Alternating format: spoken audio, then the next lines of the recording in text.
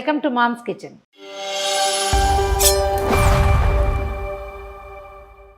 ఈరోజు ఒక వెరైటీ ఇడ్లీ చేసుకుందామండి. మామూలుగా మనం మినపప్పు ఇడ్లీ చేస్తాం, మిల్లెట్ ఇడ్లీ కూడా చేసుకుంటున్నాం కదా. రవా ఇడ్లీ కూడా బాగుంటుంది. అంటే మన దగ్గర రెడీగా ఇడ్లీ పిండి లేనప్పుడు కొంచెం డిఫరెంట్గా బొంబాయి రవ్వతోటి కొంచెం పెరుగు కలిపి రవా ఇడ్లీ చేసుకోవచ్చు. బాగా సాఫ్ట్గా స్మూత్గా వస్తాయి. అయితే కొంచెం బేకింగ్ పౌడర్ కానీ ఈనో పౌడర్ కానీ వేస్తే కొంచెం ఫ్లఫీగా వస్తాయి అన్నమాట. ఒక హాఫ్ అన్ అవర్ టైం తీసుకుంటే చాలు. అరగంట సేపు రెస్ట్ పీరియడ్ ఇస్తే చక్కగా తయారవుతుంది. ముందు ఒక మూకుడు పెట్టండి. ఈ రవా ఇడ్లీలోకి ఏంటంటే మన ఇష్టము, మనం కొంచెం క్యాప్సికము, క్యారెట్, క్యాబేజీ అట్లా ఏదైనా వేసుకోవచ్చు. సింపుల్గా అయితే ఓ క్యారెట్ ఉన్నా మనకు సరిపోతుంది. ఒక 8-10 ఇడ్లీలకి ఒక్క క్యారెట్ చాలు. కొంచెం అల్లం, పచ్చిమిర్చి, ఉప్మాకి ఎట్లా తాలింపు వేస్తాం అలా తెరమాత వేసుకోవటము, అందులో ఈ రవ్వ పోసి వేసేయటమే అన్నమాట. ఒక 2 స్పూన్స్ నూనె వేయండి. ఇందులో జనరల్ ఉప్మా తాలింపు ఎలా వేస్తామో అలాగే వేసుకోవాలి. శనగపప్పు, మినపప్పు, ఆవాలు, జీలకర్ర వేయను, ఈ 3 వేయటం, అల్లం, పచ్చిమిర్చి, కరివేపాకు వేసేసి క్యారెట్ వేయటం. అంటే ఉప్మా తాలింపే, టూ మచ్గా వేయద్దు. కొంచెం ఉప్మా కంటే కొద్దిగా తక్కువ అనమాట. మరి ఎక్కువ పప్పులుగా ఉంటే అంత బాగుండదు. నూనె కాగింది, ఆవాలు వేద్దాము. ఫస్ట్ ఒక 1/2 టీ స్పూన్ ఆవాలు పేలుతూ ఉండగానే కొద్దిగా 1/2 టీ స్పూన్ శనగపప్పు, 1/2 టీ స్పూన్ మినపప్పు,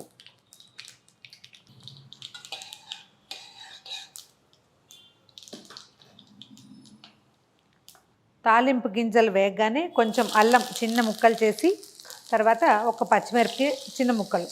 ఇవి అల్లం పచ్చిమిర్చి ఎక్కువ అవుతాయని భయపడకండి, ఇవి పెరుగులో నానిపోతాయి కాబట్టి కారం ఉండదు, బాగుంటుంది టేస్ట్. తర్వాత కొంచెం సన్నగా కట్ చేసిన కరివేపాకు,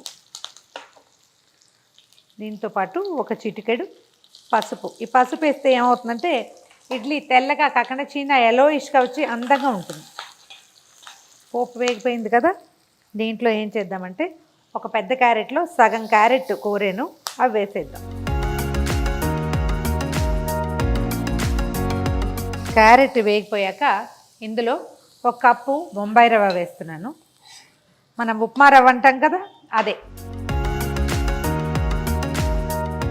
మొత్తం కలిసేలాగా వేయించేసేయటమే దీన్ని. ఒక 3-4 నిమిషాల పాటు వేయించండి. వేయించాక సరిపడా ఉప్పు వేసేసి రవ్వ వేగంగానే స్టవ్ ఆపేయటం. ఈ రవ్వని వేరే పాత్రలోకి మార్చేద్దాం.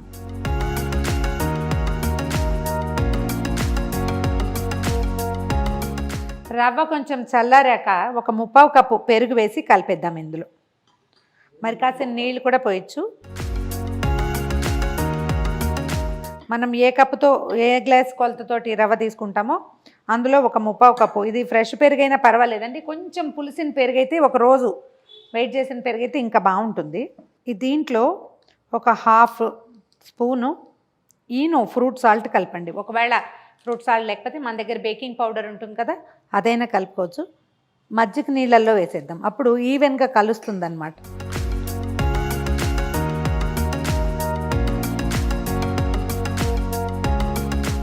యాక్టివేట్ అవుతుంది ఇలా కనుక వేస్తే. మరి కాసిన నీళ్ళు, అంటే పెరుగు పల్చటి పెరుగైనా పర్వాలేదు, లేదా పెరుగు చిక్కగా ఉంటే కొన్ని నీళ్ళు పోసి దీన్ని అవసరమైనంత పల్చని చేసేసుకుందాం.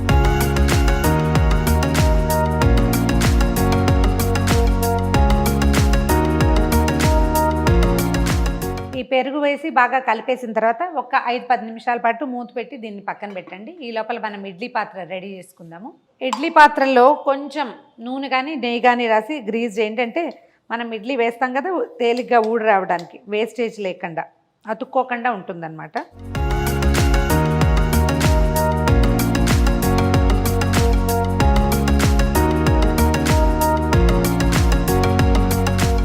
సాల్ట్ సరి చూసుకుందాము, ఉప్పు సరిపోయిందో లేదో చూసుకుని వేసుకోండి. ఈ పలచదనం సరిపోతుంది. అంటే దోశ అంత ఇదిగా కాకుండా ఇడ్లీ పిండిలాగా ఉంటే చాలన్నమాట. దీంట్లో ఏం చేద్దామంటే ప్లేట్లో ఒక జీడిపప్పు, ఇది మనం ఈ జీడిపప్పులు తాలింపులో కూడా వేసుకోవచ్చండి, మన చాయిస్, అలా కూడా వేసుకోవచ్చు. కొంచెం కొత్తిమీర వేద్దాము.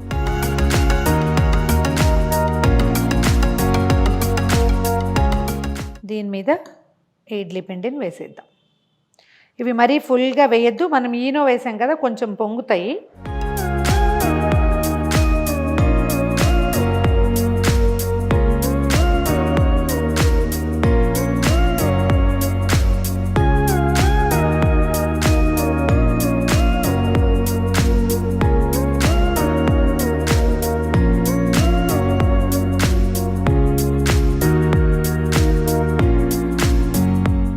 ఇడ్లీ పాత్రలో మామూలు జనరల్ ఇడ్లీకి పెట్టినట్టుగా నీళ్ళు పోసి పెట్టేయండి.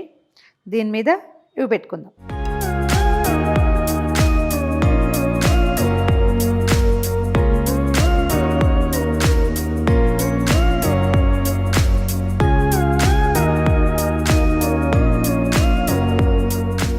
మూత పెట్టి 10 నుంచి 12 నిమిషాల పాటు మీడియం ఫ్లేమ్ మీద స్టీమ్ ఎక్కనివ్వండి. దీన్ని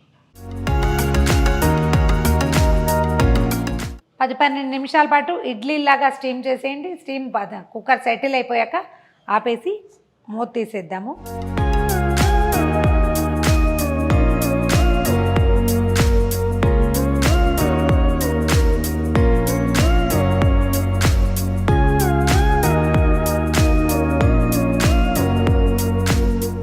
కొంచెం టైం ఇస్తే ఇది చక్కగా సెటిల్ అయిపోయి వచ్చేస్తాయి అన్నమాట.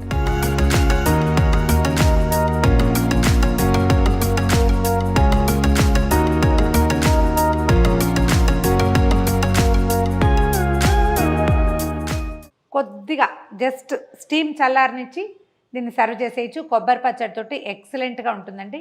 ట్రై చేసి చూడండి. చిన్న చిన్న మార్పులు ఏంటంటే మనం క్యారెట్ పెంచుకోవచ్చు, ఎక్కువ క్యారెట్ వేసుకోవచ్చు, కొంచెం బీన్స్ లాంటివి యాడ్ చేయొచ్చు, గ్రీన్ పీస్ కూడా యాడ్ చేసుకోవచ్చు. అంటే ఇంకా కొంచెం న్యూట్రిషియస్గా చేసుకోవటం అనమాట. అది కావాలంటే అలా చేసుకోవచ్చు. ఎంత మటుకుంటే ఏ పదార్థం ఉంటే దాంతో చేసేసుకోవచ్చు. ట్రై చేసి చూడండి. ఈ వీడియో కనుక మీకు నచ్చినట్లయితే లైక్ చేయండి, షేర్ చేయండి. మరిన్ని ఇంట్రెస్టింగ్ వీడియోల కోసం సుమన్ టీవీ మామ్స్ కిచెన్ని సబ్స్క్రైబ్ చేసుకోండి.